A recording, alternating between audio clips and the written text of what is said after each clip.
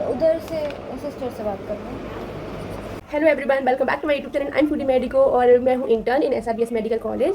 जैसे कि आप जानते हैं मेरी इंटर्नशिप चल रही है और मेरी कैजुअलिटी अभी ही जस्ट खत्म हुई है 2 दिन पहले। और कैजुअलिटी मेरी बहुत हैक्टिक गई थी, इतना ट्रॉमेटाइज हो गई थी उस चीज़ से। मेरे को उसको निकलने में 2-3 दिन लगे हैं। और मेरी ऑप्शन यानी कि एक नाइट हुई बहुत अच्छा चिल गई थी। और आज मेरी ऑप्शन यानी में इवनिंग है। जो मेरी कैजुअलिटी की नाइट गई है, इवनिंग गई है, मॉर्निंग गई है, इतनी हैक्टिक गई है, इतनी हैक्टिक गई है क्योंकि फेस्टिव सीजन था, लगातार छुट्टी थी, तो OPD सारी बंद थी और कैजुअलिटी बस ओपन थी। इतने सारे पेशेंट देख लिए मैंने, मतलब बहुत कुछ देख लिया कैजुअलिटी में। तो उसके बाद मैं मेंटली डिस्टर्ब हो गई थी कि क्या चल रहा है यार।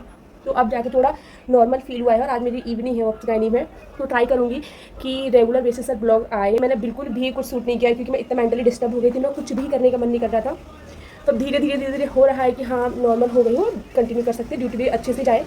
तो आज मेरी इवनिंग है, बस अभी तैयार होके मैं जा रही हूँ पोस्ट ऑफ। वहाँ देखते हैं क्या काम है, हमको क्या सिखाएंगे, क्योंकि अभी एक ही दिन हुआ है तो इतना कुछ हमको आता नहीं है। देखते हैं, अब धीरे धीरे सीखेंगे। तो मैं आपको मिलती हूँ वहीं पर, बस मैं तैयार होके एप्रन लेके अपना बैग लेके जाऊँगी। तो मिलते हैं वहाँ पर, बाय।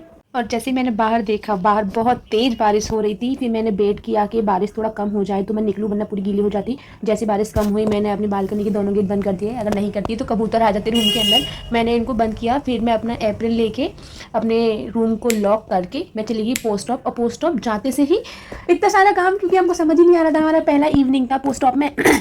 उसको समझने में हमको 15-20 मिनट लग गए। अरे ये है मेरी को इंटर्न और मैं इसको बोल रही थी क्या कर रही है मैं।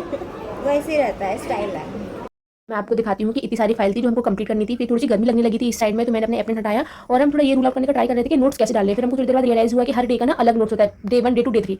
फिर ना कुछ हुआ जिसको देखने में मेरे को बहुत तेज हंसी आई। मैं जब भी उसको देख रही मेरे को हंसी ही आ रही है। सिस्टर वो उधर से सिस्टर से बात करना।